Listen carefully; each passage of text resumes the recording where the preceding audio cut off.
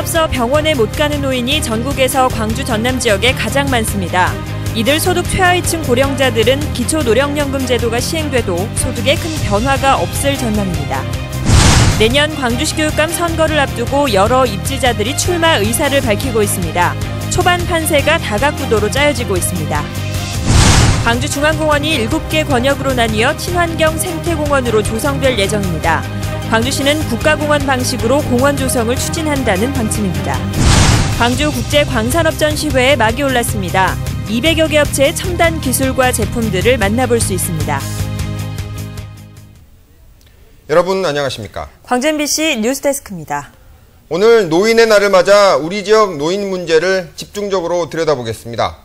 몸이 아파도 돈이 없어 병원에 못 가는 서러운 노인들의 비율, 우리 지역이 가장 높은 것으로 나타났습니다. 문제는 이 같은 추세가 가속화될 것이라는 점입니다. 먼저 송정근 기자가 취재했습니다. 폐결핵과 퇴행성 관절염을 앓고 있는 69살 김덕선 할아버지. 원래는 입원 치료를 받아야 할 정도로 상태가 심각하지만 포기하고 있습니다. 입원비가 없기 때문입니다. 수입이 전혀 없는 김 할아버지의 통장에 들어오는 돈은 정부가 주는 한 달 9만 7천 원의 노령연금이 전부. 동네 사람들이 십시일반 모아준 돈으로 통원 치료도 겨우겨우 받고 있습니다. 나 형편이 참 못한 말로 이게 얼굴에만 읽고 있는데 참 창피한 말로 입원할래 돈도 실지가 그렇고 이러니까 좀 그렇다고 이제 그러니까. 돈이 없어 병을 참고 있는 노인들은 우리 지역에 특히 많습니다.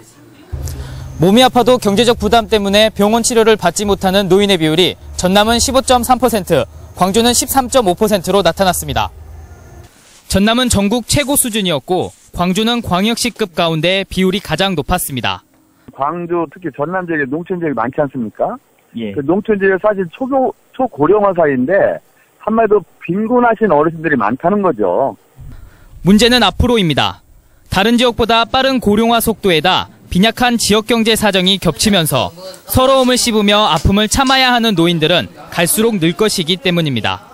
전문가들은 결국 정부가 나서야 한다고 조언하고 있습니다. 경제적으로 어려운 사람은 의료급여를 좀 높여주고 그 다음에 다른 한쪽으로는 또 국공립병원이라든지 이런 또 그 시립이나 군립 의료원 같은 것들의 기능을 좀 확충해서 우리 지역의 고령화 속도는 특히 빨라서 현재 전남 지역의 고령화 비율은 21.5%, 전국 평균보다 10%가량이나 높습니다. MBC 뉴스 송정근입니다. 네, 다음은 조손가정 문제입니다. 가정 해체로 손자 손녀를 키워내야만 하는 할머니 할아버지들의 경제적 고통과 또 정신적 상처가 이만저만이 아닙니다. 김양훈 기자가 그 실태를 취재했습니다. 아들 내외의 불화로 손자들을 젖먹이 때부터 맡아 키웠던 박예자 할머니. 손자들이 고등학생으로 진학하면서 교육비라도 벌기 위해 페박스를 주워 모으고 있습니다. 하지만 2년 전 눈길에 미끄러져 허리가 다치면서 이마저도 예년 같지 않아 신세 한탄이 절로 나옵니다. 나 생긴 가다판을 벌써 고생을 안 하겠는가. 이 세상 나같이 복 없는 사람은 없을 것이요. 지난 2006년 전남 조선가정 실태조사에 따르면 조부모의 학력은 절반 이상이 무학, 초등학교 졸업이 36%를 차지했습니다. 주 수입원도 70%가량이 정부 보조금이었고 월 수입도 60만 원 이하가 75%를 차지할 정도로 빈곤에 시달리고 있습니다.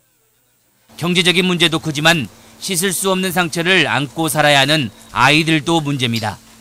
할아버지와 함께 사는 초등학생 수미는 엄마를 본 적이 없습니다. 엄마는 그냥 안 보고 싶어? 네. 왜? 나버리고 간 사람이 왜 보고 싶어요. 귀가 어두운 할아버지도 할머니가 돌아가신 뒤 말벗도 없어져 어린 손녀의 상처를 보듬어 안기도 버거울 뿐입니다. 이처럼 2세대인 부모가 아무런 역할을 하지 못한 채 아이들이 청소년기를 맞으면서 조부모는 더욱 큰 한계에 부딪히게 됩니다. 아이들의 욕구를 할머니, 할아버지들께서는 많이 잘 모르시죠. 그리고 굳이 알려고 하지도 않고. 왜냐하면 당신들의 삶이 힘들기 때문에. 부모 세대가 빠져버린 조선 가정은 경제적 그리고 정신적 고통이 고스란히 조부모와 손자들에게 전가되고 있습니다. MBC 뉴스 김양훈입니다.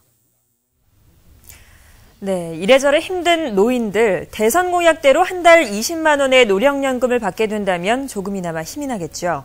공약 파기 논란으로 정치권 공방이 한창인 이 공약을 따져봤더니 수정안대로라면 저소득층 노인들은 이 혜택에서 배제되는 것으로 나타났습니다. 계속해서 김인정 기자가 보도합니다. 광주 지역에 사는 두 노인입니다.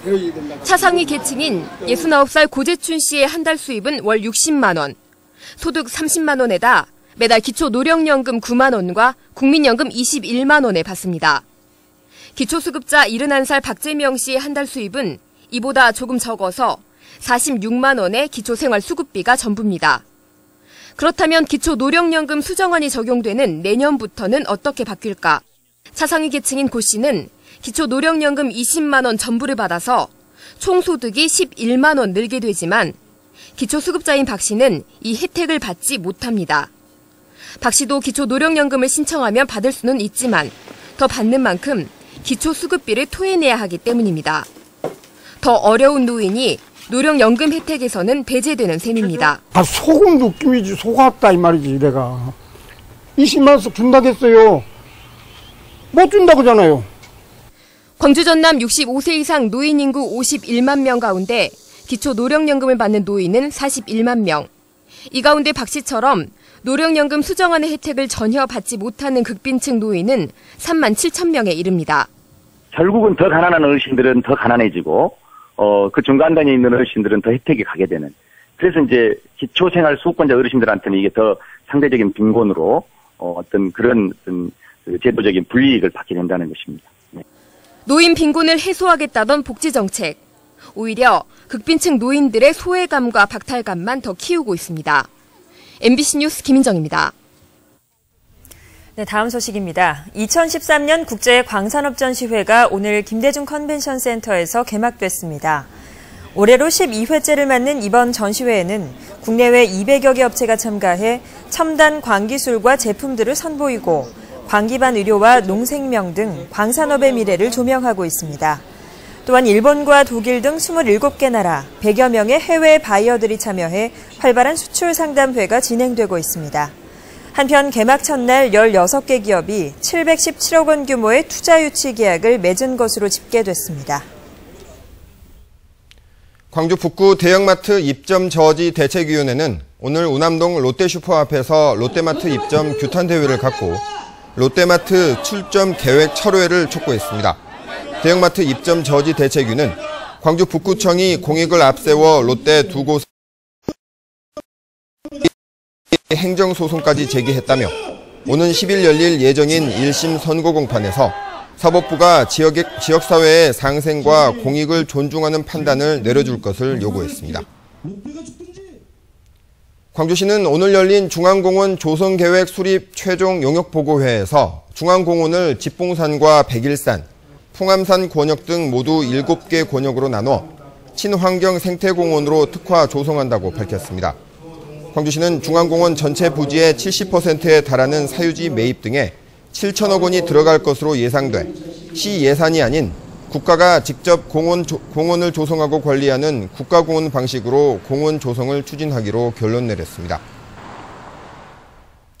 내년 지방선거를 앞두고 광주시 교육감 입지자들이 바쁘게 움직이고 있습니다.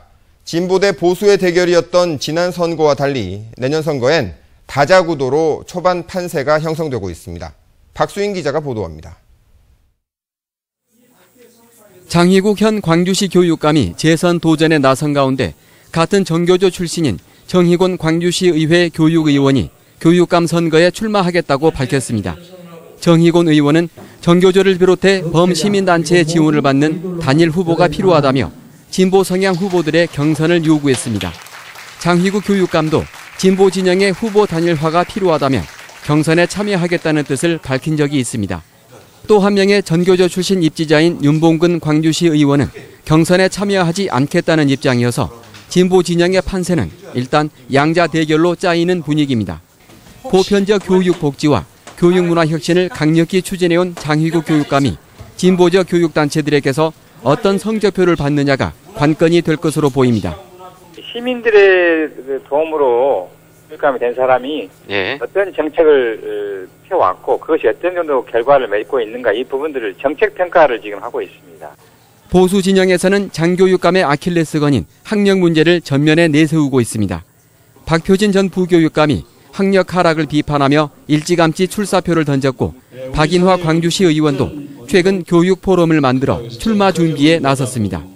이런 가운데 중립 성향의 양형일 전 의원이 최근 내년 교육감 선거에 출마하겠다는 뜻을 굳혔습니다. 조선대 총장과 국회의원을 지낸 양형일 전 의원은 지금까지 전개돼온 진보대 보수 구도에 변수가 될 것으로 보입니다. 한편 교육감 선거는 지방선거와 동시에 치러진다는 점에서 박근혜 정부에 대한 평가나 안철수 신당 가세 등의 정치적 환경도 변수가 될 가능성이 높습니다. MBC 뉴스 박수인입니다. 광주시는 오늘 도시계획위원회를 열어 모 건설사가 제출한 삼각동 일대 아파트 건축 예정 부지에 대한 용도지역 변경을 조건부 승인했다고 밝혔습니다. 이에 따라 해당 부지에는 최고 21층 아파트 9개 동을 건축할 수 있게 됐습니다. 한편 국제고등의 학부모들과 광주적 교장협의회는 학생들의 학습 환경을 해치는 아파트 건축을 전면 폐기하라고 촉구했습니다. 대인시장의 천원 밥집인 해뜨는 식당 이야기가 소셜 펀딩을 통해 다큐멘터리로 제작됩니다. 대인시장 문화관광사업단과 예비사회적 기업 컬처 네트워크는 대인시장 해뜨는 식당의 이야기를 다큐 영상으로 제작하기 위해 소셜 펀딩 사이트인 마이밈을 통해 후원자를 모집한다고 밝혔습니다. 후원 모집은 오는 25일까지 진행되고 후원자들의 이름은 다큐 영상의 엔딩 크레딧에 올라갈 예정입니다. 부실 정비 의혹이 확인돼 가동 중단이 예정돼 있는 한빛원전 2호기와 관련해 안전성을 검증할 2차 특별조사위원회가 오는 7일 열립니다. 영광군 군서면 방사능 방재센터에서 열리는 이번 회의에서는 한수원과 시공업체인 두산중공업이 낸 자료를 검토하고 용접부 재질 검사 방법 등을 논의할 예정입니다. 또 용접 재질을 확인하기 위해 원자로를 언제 정지할 것인지도 논의해 원자력안전위원회에 건의할 계획입니다. 전남 지역 진보 사회단체들이 오늘 기자회견을 갖고 전교조에 대한 탄압을 즉각 중단하라고 촉구했습니다. 이들 단체들은 전교조가 지난 1989년 출범 이후 교육개혁과 참교육 운동에 앞장서 왔다며 박근혜 정부가 부당 해고된 교사 9명의 조합원 자격을 문제 삼아 설립을 취소하겠다는 건 시대착오적 발상이라고 주장했습니다. 전교조 광주지부도 어제 기자회견을 갖고 교육 민주화를 말살하려는 폭압에 맞서 시민사회단체와 함께 릴레이 성명과 촛불 집회 등 투쟁에 나서겠다고 밝혔습니다.